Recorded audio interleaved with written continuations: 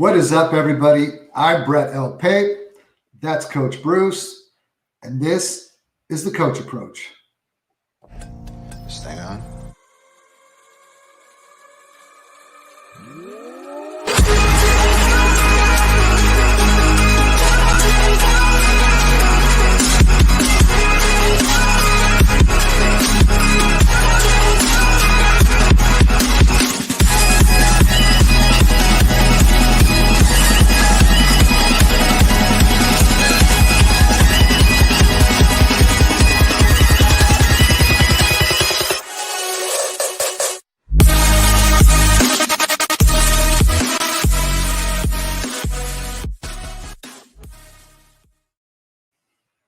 Coach. Yo. Happy New Year. Happy everything. Happy you back on the road, life getting back to normal. And it's good to see you again. It's been a few weeks. It's good to see you too, brother. Yeah, out here in good old Irvine, California, doing the podcast from the hotel room.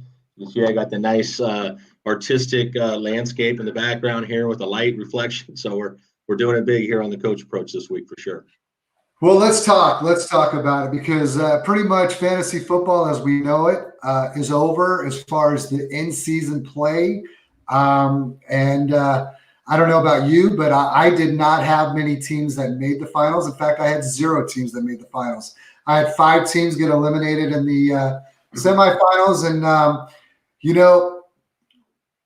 part of this process that I started when I came to the Twitter fantasy community was looking for an opportunity to get better. And with that, I believe the rosters that I have, I'm pretty good with where I'm at. And I feel like, things are, they talk about the progressive struggle and riding a cow and all that. And I kind of took that on last year in all my drafts and so forth. So, it's just steam ahead and see where this path takes us. And, but for you, I know you played at a few championships and you won a few. I saw a great post about you winning another autographed jersey. So what league was that in and whose jersey did you win?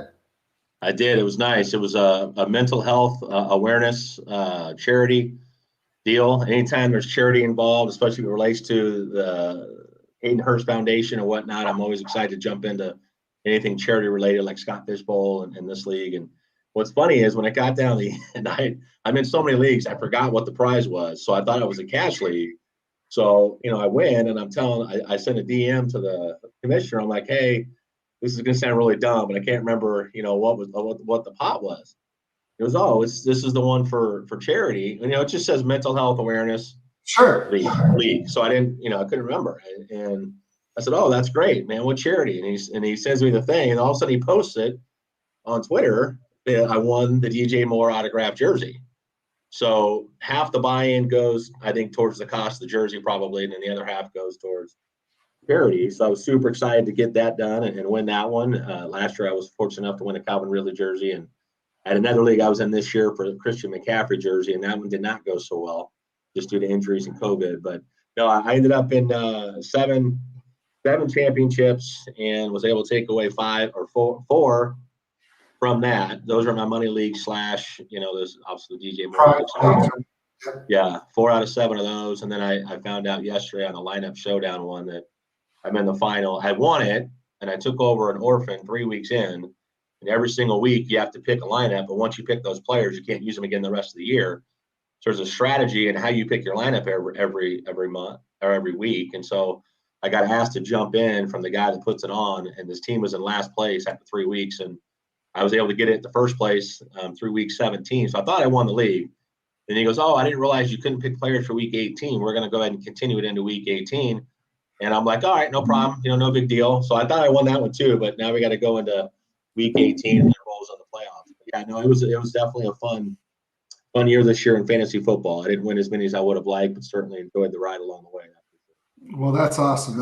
And kind of later on when we have our guest on, we're going to kind of talk about the offseason. We're going to talk about what that entails. But before we get into what he discusses, I know for me, this is kind of my favorite time of the year.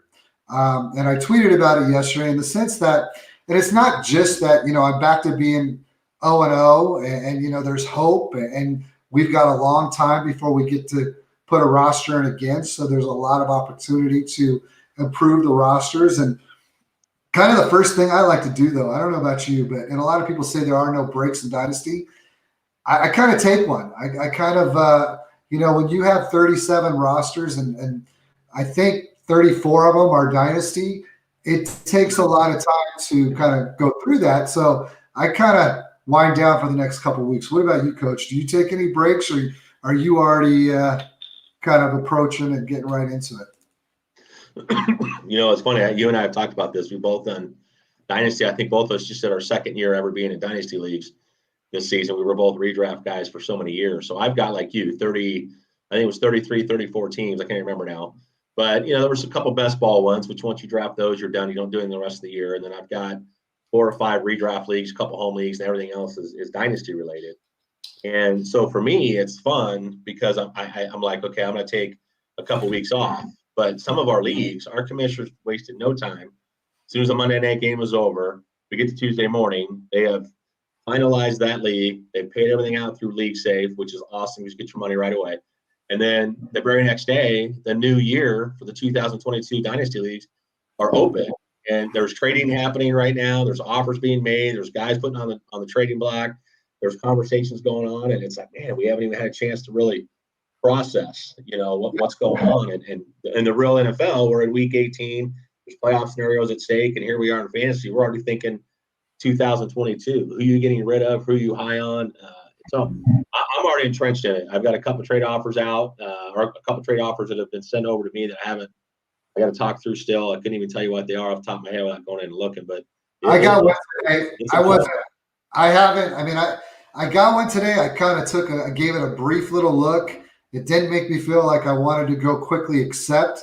And so then I just kind of went back to, you know, whatever hole I was on at that particular time of the day. But with that being said, so after a break, what do you like to do then? For me, and this is something that I really tried to learn from a lot of people over the last year and a half. And one of them has become a Patreon of, you know, Tyler Karp. And Tyler Karp was always big on right now, what we're doing now is we're going through all our Dynasty rosters and we're going off whatever rankings you use. So wherever I choose to get my Dynasty top 250 rankings, I'm just going to put my team from the highest rank to the lowest rank all the way down. And then what I did last year, and it didn't always work. It worked in the sense that I improved what I was trying to do, but the trade in the long run didn't work. And let me give you an example.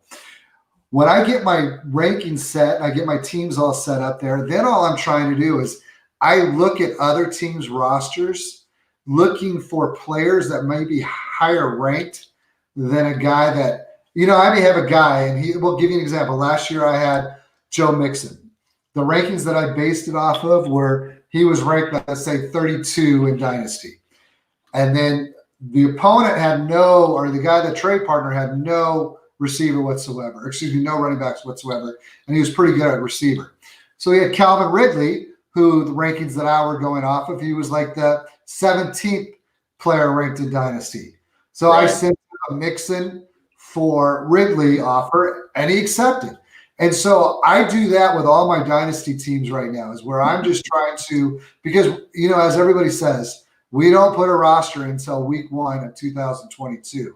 So all I'm trying to do is improve my rosters by getting better players, and then I'll worry about, you know, position-wise later on.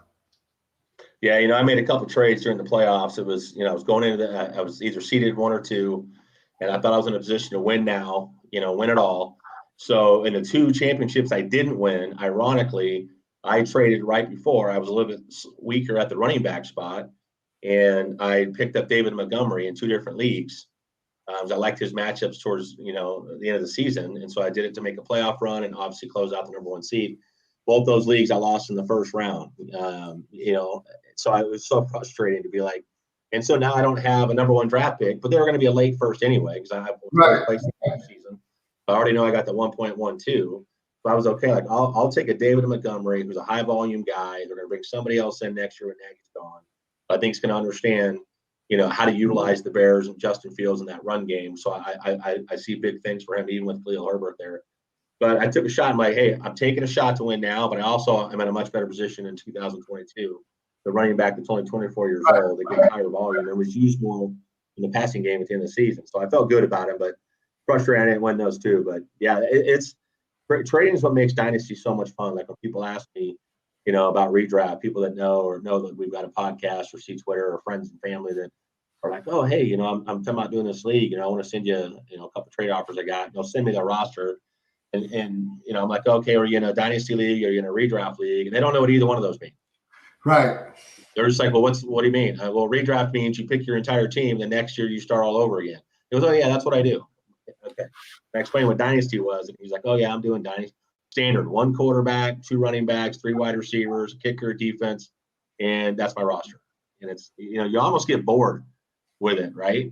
Because it's so different than all the different types of leagues you see on Twitter that we all get involved in. And when you see a standard league, they are some of the funnest leagues, the funnest people, friends and family, bragging rights. But from an analyst standpoint, they're almost like not nearly as much fun because you can't. How many roster spots do you have? How many draft picks do you got? How many? You know what I mean? Questions are used to asking people to give them advice. But what I like about it, though, and both of my home leagues, and I guess I'm in 2, and one is usually ends up being about a $250 buy-in, and the other one is a $500 buy-in. But what they're the 1 quarterback. It's been Dynasty since 1995, but we have a cap in which you can keep. So it's almost a keeper league, but when you realize that you can keep 15 of the 20, it's Dynasty. And then you draft however many you cut in the rookie draft each year. But I love the part that you're talking about, the part of being involved in the home league and being involved in, people you see on the street on a regular basis, whether it be, I'm in a coaching league. Actually, both of them are coaches leagues. So it's a lot of fun. So yeah, I get it. SF is Superflex is the way to go. Love Superflex, but there's always going to be a place in the heart for me for 1 quarterback. Well, I think what makes this being with the cut and Christian and those guys and knowing Kevin and Nick from PTW Fantasy and all the relationships you've built, Mike from Daddy's Home, and you meet so many people in this community. And I've been doing this now for a little over a year. I started last offseason, putting out some of my own content, read a couple articles, gone on some podcasts, and through all of those relationships, it's been really neat. Is there were so many leagues last year that I was in with people that I would have never known if I wasn't on Twitter. Right. And they're analysts, they're guys that write a ton of articles, and they have podcasts, and they're great guys that I learn from all the time. And it's really neat to be in leagues with them and trying to work trades with those guys. And so what I would consider being in leagues that are much more competitive than some of our home leagues where your aunt's, uncle's, niece's dog walker never checks his lineup, right? So it's a lot of fun, man. Home leagues are a blast, but then also being in leagues with people across the country that you've got to know through Twitter has been a blast. 33 of my 37 leagues are from people that I got invites through Twitter. I mean, it's Sleeper is so convenient and easy. And I don't know if you saw today, but Scott Fish was talking about how the Scott Fish Bowl is likely to be going through Sleeper next year. And God, how nice is that going to be? And nothing against MFL, but it's just so much more convenient and easy on Sleeper. No, I think MFL from a desktop perspective, I've gotten to kind of like and enjoy MFL from that because I've got a few different leagues I'm doing in that. But from a mobile app perspective, you can't do anything with MFL from your app on your phone. I think that's the frustrating part. But Sleeper, to me, by far and away, is the best league, the best thing out there to be in. There's no cap on the number of teams you can be in, or at least I certainly haven't hit it yet. Yeah, right. Nor do I intend to. Yeah. So I've cut back from 30-something teams to 18 already. So I feel good. I can't do it. I keep wanting, I hope leagues would fold, but I'm not going to walk away from dynasty leagues that I joined. So, yeah, these are best ball, that I won't do again. I'll do, but those are, and then I've got some redraft leagues that I probably won't do again. But yeah, there's only one Dynasty league I thought about jumping out of, and it's only because it's one of only three leagues that I'm in, and there's just not a whole lot of activity. Commissioner was non-existent for about 2 months of the season, so that's the one where I was kind of like, I hate to jump out of a Dynasty league, but at the same time, Right. You got, if there's no involvement, guys aren't gonna want to make trades. Are we just gonna draft their guys and sit on them all year? Then those aren't leagues that are fun that I want to be in. So that's the only scenario that I would really jump out of a Dynasty league. Other than that, but now it's just rookie drafts. All we gotta do is worry about rookie drafts now. Not startups, just rookie drafts, which is exciting. You know what I love about the rookie draft season this year is that last year, being a second-year Dynasty player, my first-year philosophy was to put together the best roster possible right here and now. Boom, boom. And I got caught up in trading future first-rounders. So I didn't have a lot of picks in the leagues that I joined 2 years ago in last year's rookie drafts. This year, going the progressive struggle route in all my Dynasty drafts last year, I actually do have some picks. And in some leagues, I have like leagues where I have 4 22s and 3 23s. But, I'm definitely looking forward to this year's draft season. Is there anybody right off the bat? I have the 101 and a rebuild that I inherited this back last summer. So if it was right now, I'd probably take Spiller at 101 in that standard league, one quarterback home league that we talked about earlier. How about you? Is there anyone that really excites you? Man, it's going to sound crazy. I have not even started putting that type of stuff together.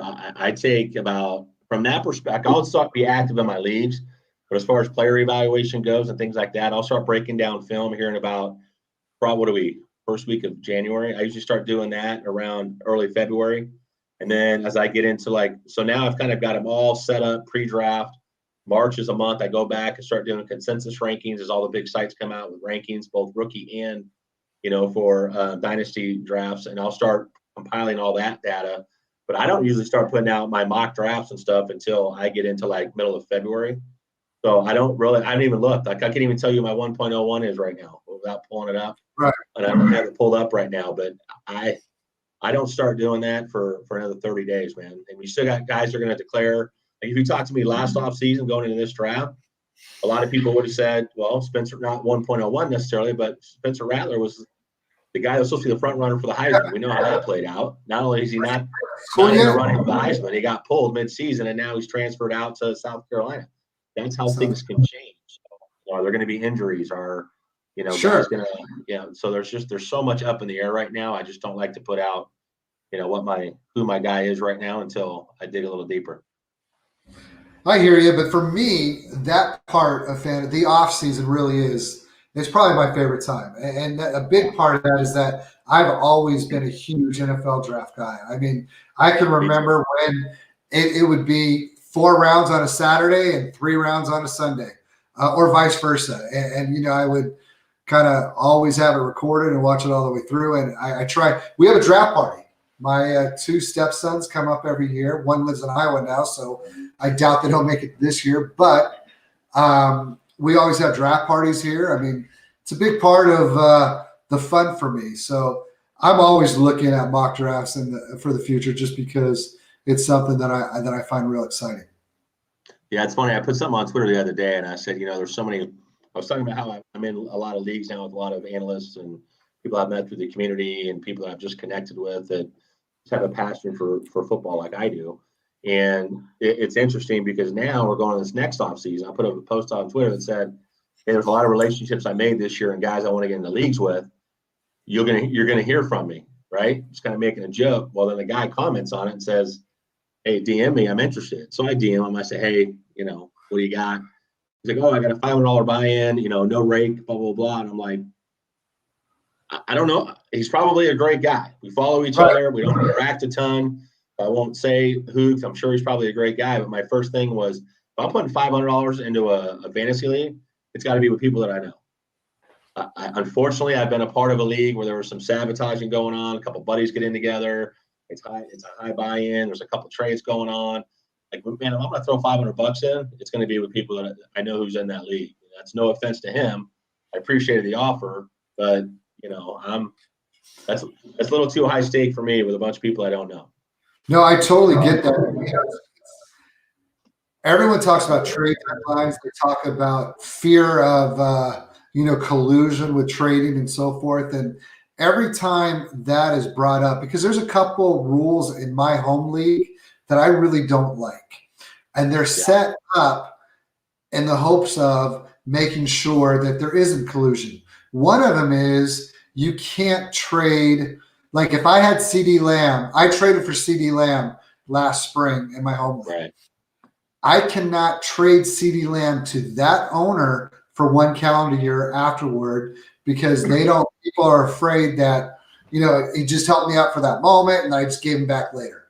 And my go-to every time that's brought up is like, if you're in a league with people that you don't trust, I don't know how you can do it, because I have no fear of that. And I feel like if I'm in a league and I see someone do something like that, it's something that we deal with when it comes up, not something where you put limitations on how you play the game out of fear that it might come up. Yeah, I mean, I'm like you. I think that's a crazy rule. First of all, if like you said, if you have to put a rule like that in, you already have some concerns. I look at it like, hey, who cares if there was an agreement made? If I tell you, hey, I'm going to trade you CD Lamb because you got an opportunity to playoff run, but I want you to give me an opportunity to trade back for him, who cares? As long as both trades are fair and you can look at it and go, would that trade, is it a win for both sides? Can you make an argument it's a good trade? If it's a good trade, like, let it go, let it ride. Like, I'm just one of those guys, like, look, let everything go. We don't need to vote on it. We don't need to have, veto power. If a trade is made, it's live. It happens right then. And then it's up to the commissioner. If he wants to get involved and say, hey, this trade is unbalanced. I mean, if you're trading CD Lamb for a 2024 third-round draft pick, rookie pick, then there's obviously something going on there. But right. I think there's very few that happens so rarely. Totally agree. So before we bring on the guest, one game or any games this week that kind of attract you and one of the good things about the offseason now is that we can focus on being football fans again. We're not worried unless you're doing DFS this weekend. I know in our my two home leagues, they do a DFS for $10 each, just kind of keep the group chat going for another couple weeks. But any games this week that you just, as a fan, you really want to go out and watch? Well, I'm such a huge NFL guy. You could say any game. I don't think there's such thing as a bad NFL game. I'd rather watch a bad NFL game than a great baseball game, but that's just me. And I'm a baseball guy too. But for me, I just think what's interesting, I'm going to throw this playoff scenario, and we were talking about this before the show. This is what I want to see if this happens. It would just be interesting to see. We both agree how we think it would play out. But if the Jacksonville Jaguars can somehow beat the Colts this week, okay? Anything can happen. We've seen crazy things happen this year, so don't tell me it can't happen. Is it likely? No. But if Jags beat the Colts, as they play earlier in the day, then you get to the Chargers-Raiders game. The only way that both of those teams get in at that point is if they tie. So could you imagine if both organizations said, hey, you know what? Instead of only one of us getting in, let's both get in. We're going to find a way to tie this game.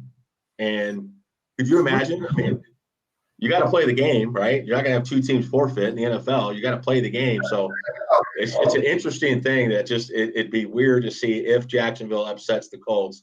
I think there's going to be a lot of people that are aware of that playoff scenario. Be like, okay, I gotta watch this game just because are the refs involved? Is there what's going on? I mean, it just creates an interesting storyline. But as far as actual games go, I'm always going to say anything that it's playoff relevant at this point. Teams that have an opportunity to get in, the games where teams are out of it, you're going to be sitting players. You're going to play some rookies to try to get them some playing time, get some offseason evaluations. Those aren't games that are a ton of fun to watch unless you got guys that you're really interested in watching and see if they get an opportunity. But it's very difficult to pick lineups in a week 18, which is why fantasy playoffs end a week before the season's over. Yep. That is so true. There was somebody before it became a week 18. This was always our finishing week. And because we're whatever scheduling they always do, we've always had our championship week on week 17. So this is the first time where there weren't a lot of people, concerned about who wasn't playing because they've already clinched a spot or whatever it may be. So that was nice. But hey, I think it's about time we bring on someone who can really talk about the offseason, how he approaches it. So why don't you tell us about our guest? Hey, this is one of my favorite follows on Twitter. I started following Corey last offseason. He's absolutely phenomenal. It's great work with Fantasy Stock Exchange. He is, to his own admission, he broke out at 22, so he's no longer he's undraftable at this point. So whatever that means, man. But hey, Corey, appreciate you having on the show, man. Excited to have you. Tell us where we can find you. That's a dig at breakout age Twitter. Let's say if you have a breakout age after 20 or 21 or whatever, that you're not draftable because Kadarius Toney, he had like a breakout age of like 22, so nobody wanted to draft him in the first round. But yeah, I'm on Twitter at Football Stock. I'm on YouTube, Fantasy Stock Exchange.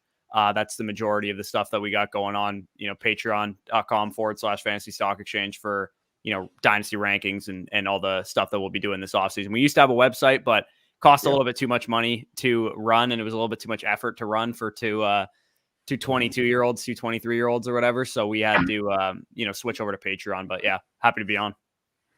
And I'll say this real quick, Brett, and then I'm going to let you. But real quick, so I got an opportunity to look at his website, and I talked to Corey a lot in the offseason. He does a lot of rookie breakdowns from film study to the analytics, and he does player profiles. And if you're familiar with sports cards, he almost makes it look like a sports card. You get a chance to go on there and look at their player profiles. But it's phenomenal stuff. So I'm looking forward to seeing what you do this offseason with the Patreon and other things you have going on as we now gear towards the focus now becomes, hey, fantasy season is over. Now off-season evaluation time, and we have a lot of rookie drafts going to be coming up in our Dynasty League. So certainly looking forward to it. I seriously recommend, if you don't follow Corey, man, get on board and do it because he brings some great content out. Check out the YouTube channel for sure. Appreciate it.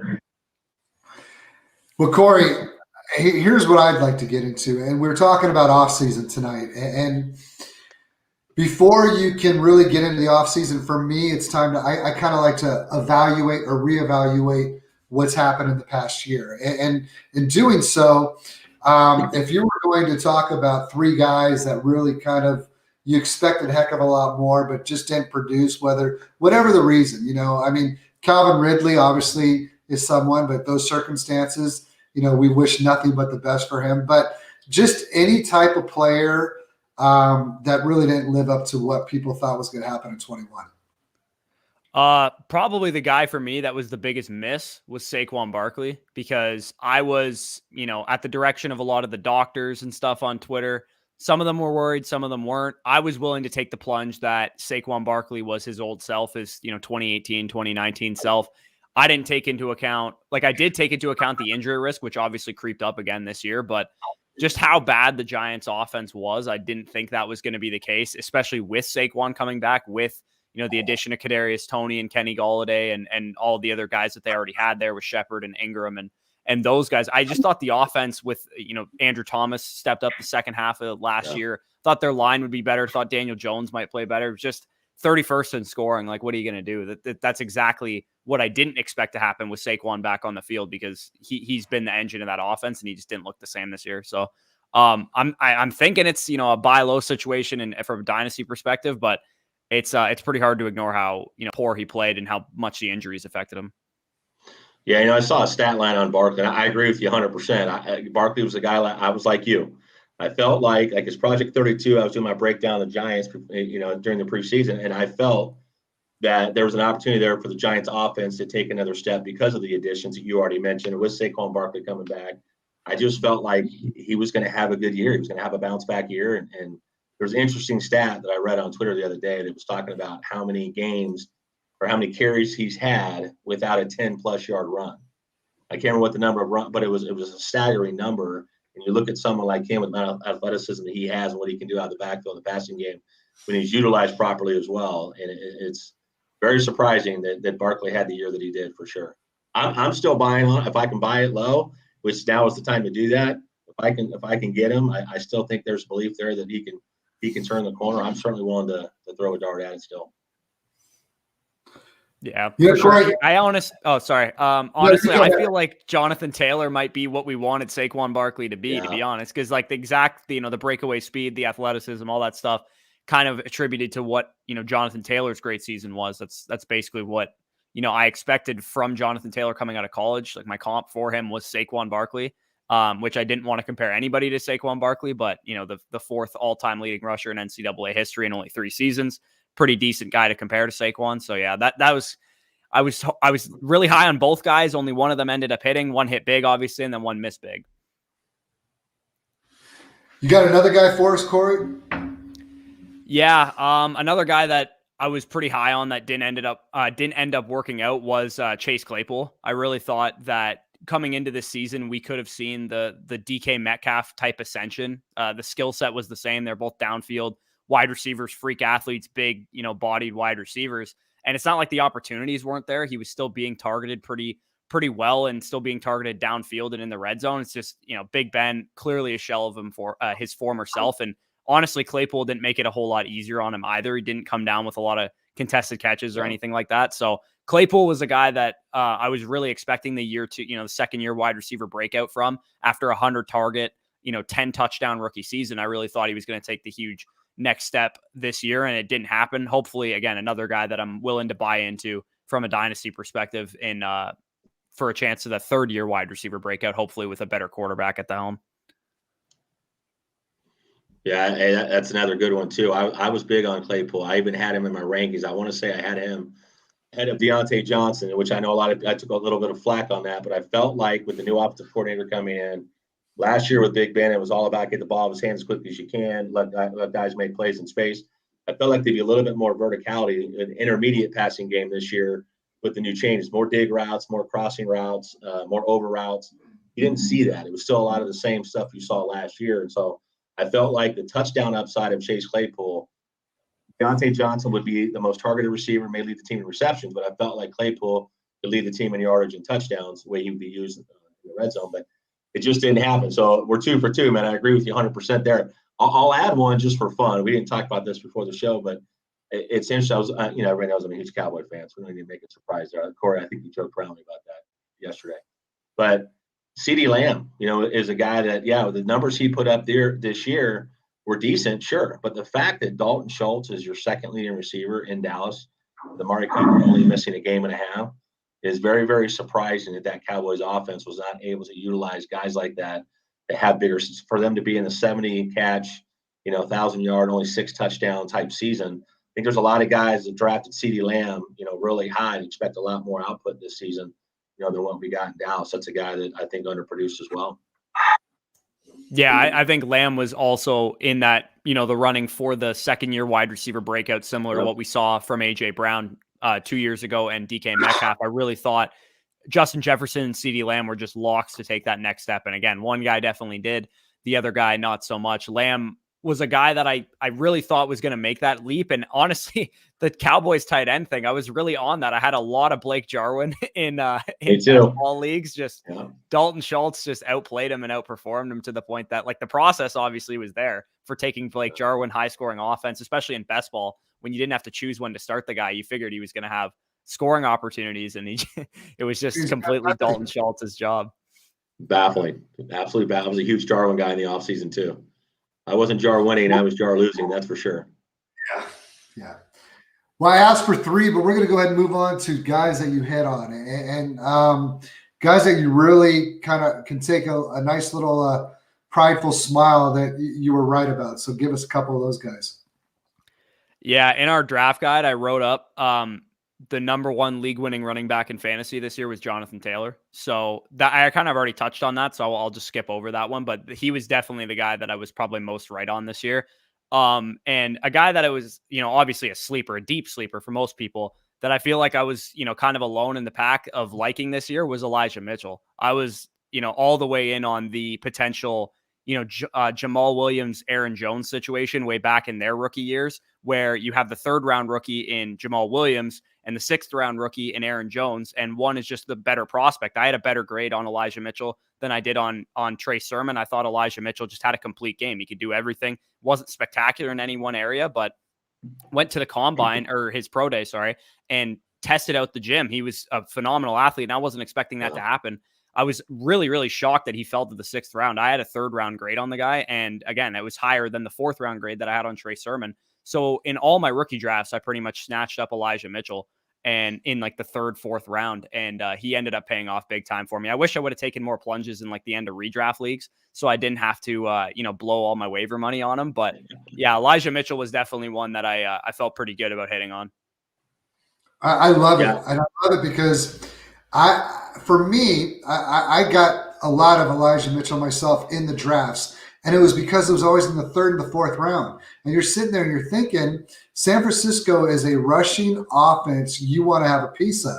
And if I can get a guy that is only a injury away or underperformance away, if you talk about what Trey Sermon's done, and I can get him in the 4th round, I mean, it was easy money. And then, he's been everything you could ask from that offense and a running back. Yeah, I think what's interesting about San Francisco, we all know, you talk about running back by committee is such a popular term to throw out, right? You're going into this season, you got 5 running backs on the roster. You got Raheem Mostert, JaMychal Hasty, and I don't need to go through all 5 of them, but you got, Elijah Mitchell and Trey Sermon, and I'm missing somebody. But it's crazy how when Elijah Mitchell finally got the opportunity, he took that backfield and he took control of it.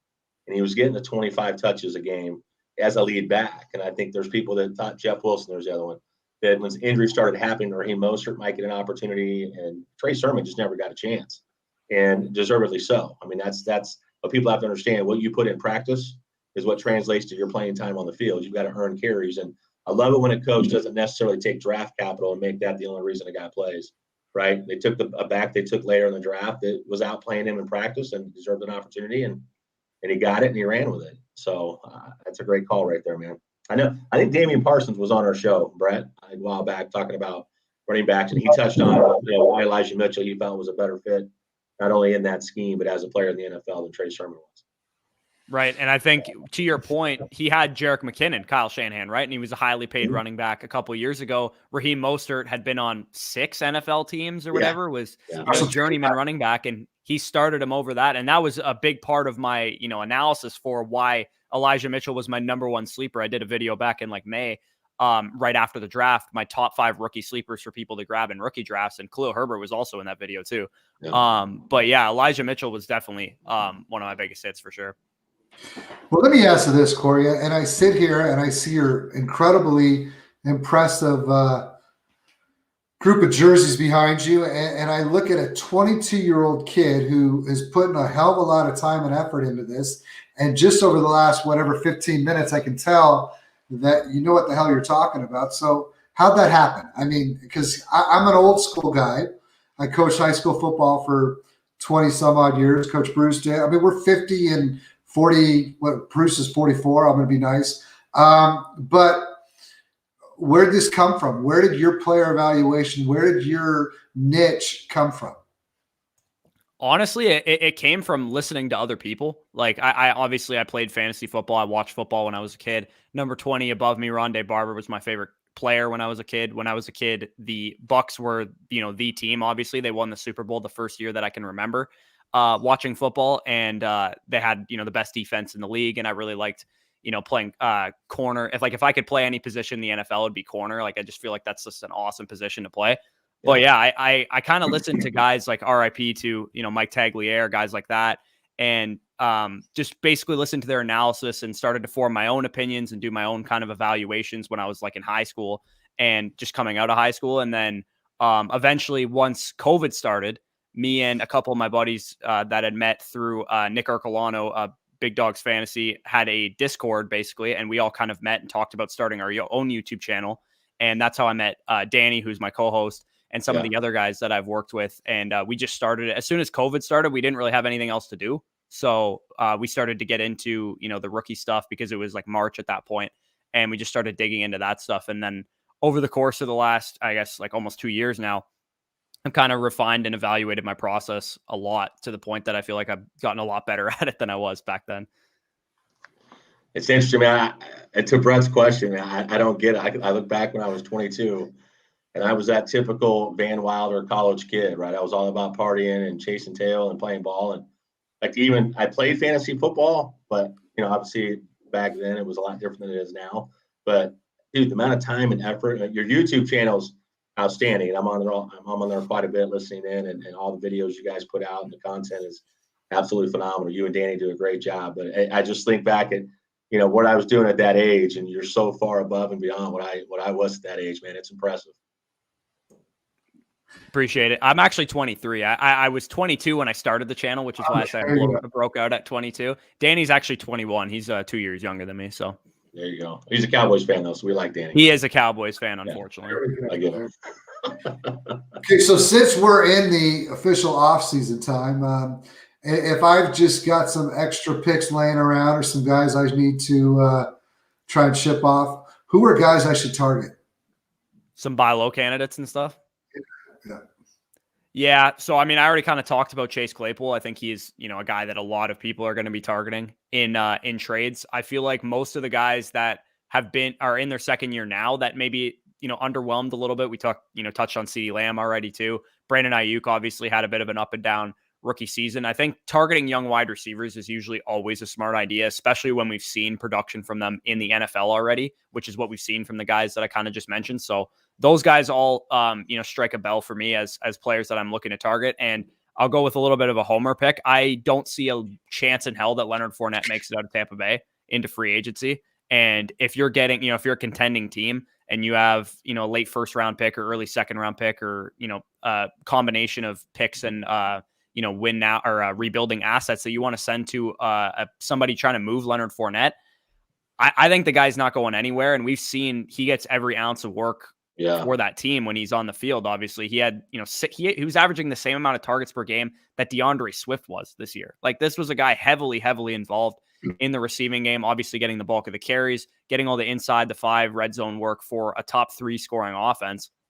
That even if Godwin doesn't re-sign, Antonio Brown aren't there next year, like it's still Tom Brady, Mike Evans, Gronkowski, like those guys leading that offense. So Leonard Fournette, I think, is the perfect guy for contenders to be going after. So I'm going to assume you're not big on Ronald Jones. I actually was really high on Ronald Jones. I? 2 years ago, not last year, but 2 years ago, heading into the season when, the Keyshawn Vaughn buzz was happening when we took him in the 3rd round. But last year, I knew that Leonard Fournette was the guy that they preferred. I kind of diversified my exposure to both guys. Like on Underdog, for example, I had a little bit more Leonard Fournette, but I was okay taking both guys because I figured they'd have like kind of a split backfield at first, and then Fournette might take it over at some point. But I still believe in Ronald Jones. Like, as a runner, I think he's a great runner of the football. He makes too many mistakes, and he's not, very adequate on 3rd down. So it's pretty hard to produce from a fantasy perspective when you're limited like that. Yeah, I go up because I'm like you. It wasn't necessarily coming up in this season, because I think if you watched the Bucs last year in the Super Bowl run, it was obvious Fournette was going to be the guy. So coming into this season, I think we all knew how that was going to play out. But man, Ronald Jones is just that guy. You just felt like it's almost like Tom Brady, because if you remember early on last season, okay, Fournette's first season there, neither one of those guys were catching the ball well out of the backfield. Tom Brady was getting pissed off. You could see it when you watched the games. You could see the sideline conversations, and do they trust him or not? They bring in Gio Bernard, and you're like, oh, here we go. Gio's going to take some 3rd down touches. And you look at Ronald Jones, you just say, I feel like Tom Brady went to Fournette and said, if we're going to make a run and we're going to win this thing, I need you to step up. And he did. And he had the same conversation with Ronald Jones, and Ronald Jones didn't step up. It's almost like I feel like that's how it went down, because there was a point where the two of those guys were getting equal opportunity early on in that season. And you just saw as that season went on, Fournette gained that trust, and he was going to be the guy.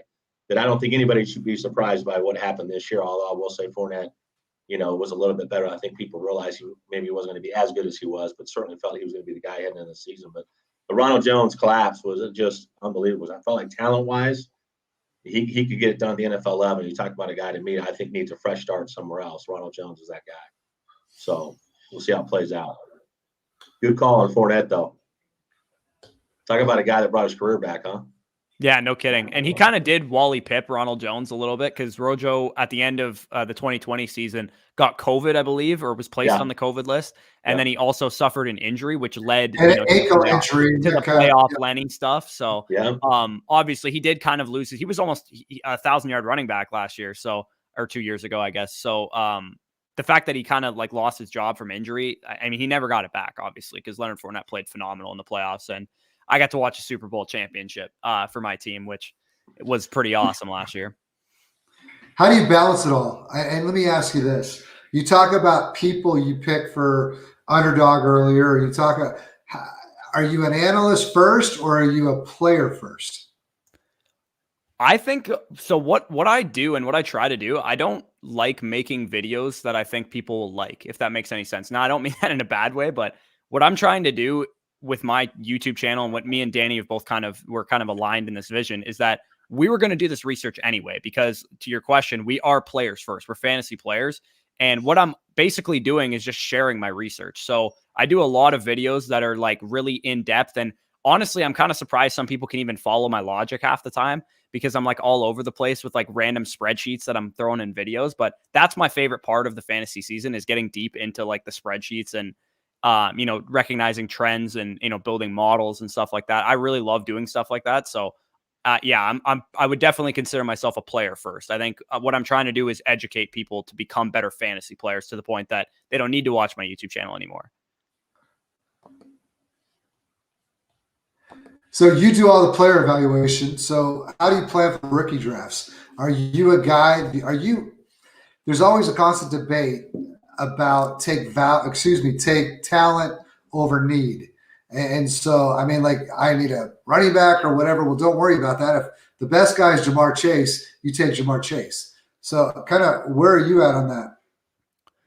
I mean, you want to definitely take into account what positional value is, because it's going to determine what the, consensus of the board is. But I 100% agree. Like if you take, a subpar quarterback or running back prospect over, a great or a generational transcendent wide receiver prospect, whatever you thought of Jamar Chase coming out, I think that was probably a large mistake for a lot of people. People were probably taking, ETN and some of the running back prospects that maybe weren't quite as good of wide receiver prospects as Jamar Chase. Now, obviously, it's easy to say that with hindsight when Jamar Chase is putting up a record-breaking rookie season. But at the time, I still think that was, the optimal strategy in rookie drafts, because people were passing on Kyle Pitts and were passing on Jamar Chase, these transcendent prospects at their position, for Najee Harris because he was a running back, for, Justin Fields because he was a quarterback, or, whatever the case is, whoever you had ranked higher. I do believe coming into this rookie draft that these quarterbacks were all phenomenal prospects. Now, obviously, I was a little blindsided with how bad that most of them have been this year, but I'm still willing to buy into those guys. Well, I think a lot of that too, you look at schematically, the whole Urban Meyer deal in Jacksonville and what was going on there. I mean, that just a dumpster fire of what happened out there, that I think people had to give Trevor Lawrence and say, look, let's take a mulligan. Let's get a new regime in there. Let's see where we go in year two. The talent is obvious. It's crystal clear. Guy can sling it. So let's give him a mulligan. Let's see how it plays out. Fields is a guy I was big on offseason. Felt like he should have been the starter from day one. I just felt like I don't think it was that Fields wasn't ready. My argument was always I don't think Matt Nagy was ready for Justin Fields. Right? So, and you kind of saw that play out when Dalton got hurt and Fields had to play. That offense schematically was not fitting to his skill set whatsoever. So, again, another quarterback, I say, let's get somebody outside of Matt Nagy in. We already know Matt Nagy, the writing's on the wall. He's gone at the end of the year. And that's another quarterback I'm really excited to see what he does in year two. And Zach Wilson started coming along towards the end of the season. So, yeah, I'm totally with you.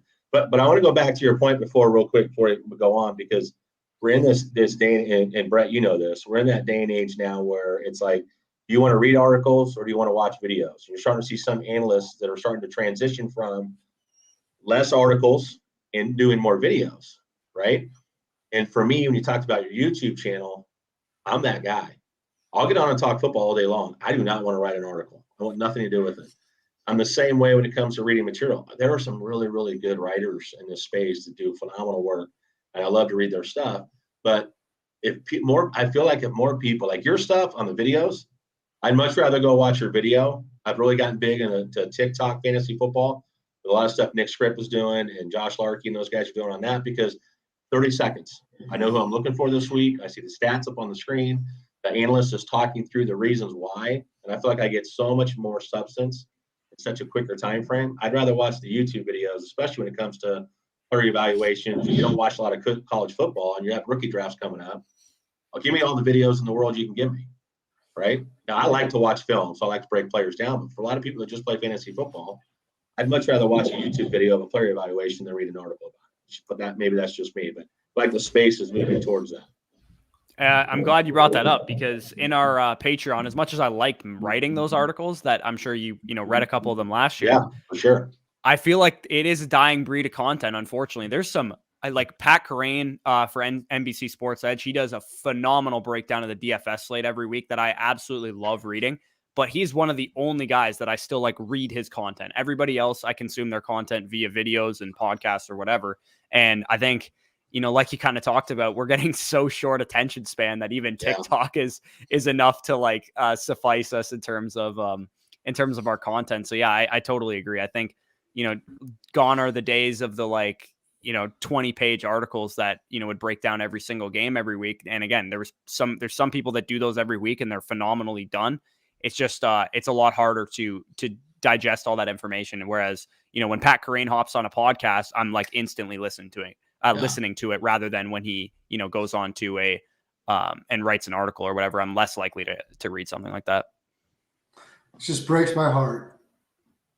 I know, man. You're a writer. You're an editor. I get it.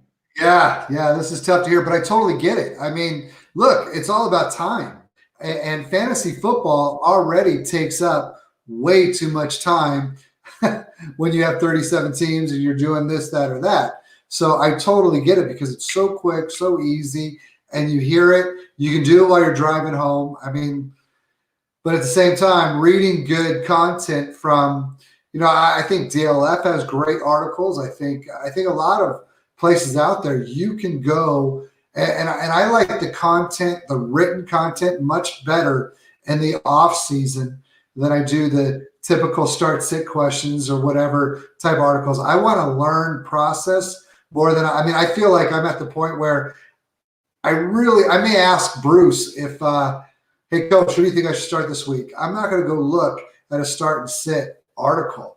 But when you talk about strategy or you talk about like Ryan McDowell's whole progressive struggle, that whole series, that's something that you can really learn from. No, that's the thing is there's so much great information out there, but I'll just be that guy. I want to be that guy that's like sitting there 5 minutes before game time, right? And I've got a start-sit situation I got to figure out. I can go to the restroom and come out and know exactly what I'm starting because I just watched a quick video, right? I'm that guy. Like if I want to know who I should start and sit, I can go through a long chain on Twitter, right? I think Scott Fish puts out a great one every week where he actually has people put it in a poll, like your start and sit question, instead of just typing out who would you start this week, this guy or this guy. He actually put it into a poll and then people vote on it. So throughout the day, you can see who the consensus would start. But for me, I'm like, man, I can put a quick video real quick. So Corey Bushman's got a start-sit video that's 5 minutes long. Boom, there we go. I walk out, I know I'm starting. It's all about how much information we can get as quickly as possible, so that we can do the other things we need to get done around the house. At least for me, I'm a married guy with 3 kids. 100%. Yeah, Totally. Concisity is the name of the game. The prospect videos, and basically what I did last year was write all those prospect articles. I'm transitioning them into short videos this year because I know they're more effective. And honestly, they're more fun to make too. Sure. Yeah. You're gonna kill it, man. I got no doubt. I can't wait. Because we were talking about before you come on and just how much fun I personally enjoy the off season in a lot of ways more than the real season, and not just because I didn't have any teams in the championship game this year, but because that is the real process. That to me, the dynasty roster build is the fun part. If I could be a general manager and then let someone else deal with the stuff week 1 through week 18, I'd be all for it. But I'll tell you what, in the future, as a general manager of a lot of dynasty teams, I'm going to come and check out the videos because I'll tell you, you're a very impressive kid. And sorry for calling you kid, but no, I understand. You can tell that you've got the work ethic and you know what you're doing. And I'm glad that, I finally got to actually meet you. Awesome. Appreciate it. I told Brett he's going to be very impressed with you. I told him you were very well spoken and he's got to get on and check out your content. You do a phenomenal job, man. There's so many people in the Twitter space. I think it's important for people to end up watching this afterwards. Is there's so many great people in the space to follow. We could spend an entire show listing everybody. But I think as more and more people get into the fantasy Twitter space or get into TikTok or, whatever social media platform, Instagram, whatever it is, YouTube, that I think that's more people are seeking information that you can read an article or you can watch a video and you can walk away with some real takeaways. And I think that's going to be the difference between the guys and gals that we really listen to and gravitate to, that we can build relationships with, is your ability to put out really good content as quickly as possible, that's relatable, that people can read it or listen to it and say, I totally understand what you're saying. I get it. I know why I want to start this guy over this guy, instead of just flipping a coin and saying, all right, well, I don't know who to start. So you get into matchups, you get into who's the cover corner, you get into what is the defensive game scheme. Typically, there's so much things that you guys can cover in such a short amount of time that we can all walk away and say, all right, I'm confident I know who my guy is.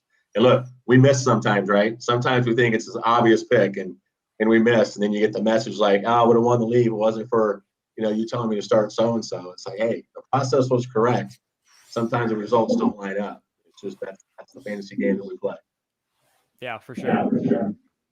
But hey, loved having you on, man. I appreciate you a ton, and we'll definitely circle back and get you back on. But one more time, man, tell people where they can find you. Yeah, so my Twitter is @footballstock. I, tweet out a bunch of stuff, some of it sensical, some of it nonsensical. Most of the time, it's either one of three things. It's me making fun of the New Orleans Saints because I'm a Tampa Bay Buccaneers fan. I love poking fun at the Saints because I can't stand them. I'm sure you feel the same way about the Cowboys and Giants. Or not the Cowboys, the Eagles and Giants. And then number two, I usually do a lot of Twitter threads, and definitely will be doing them getting into rookie, draft time and prospect breakdowns and stuff. And then number three, I just tweet out random stats from when I'm doing research or when I'm doing videos and stuff. So that's pretty much what I use Twitter for. I know a lot of people use Twitter for, different reasons. They put, full-fledged articles on Twitter and interact a lot more than I do. I wish I did a little bit more of that stuff, but my primary focus is YouTube. And again, youtube.com/fantasy stock exchange. If you just search fantasy stock exchange on YouTube, you should be able to find it. We're closing in around 9,000 subscribers right now. We're hoping to get to 10,000 by the Super Bowl. I don't know if we're going to get there quite yet, but at least by March or June or something like that, we'll get to 10,000. Well, that's awesome, man. And we're definitely going to bring you on again if that's okay. We'd love to have you closer to the draft season and kind of pick your brain over all the evals we watch. Coach Bruce, have a safe trip back to Arizona. So glad to be back on it. Thank you again, Corey. Everyone have a good night.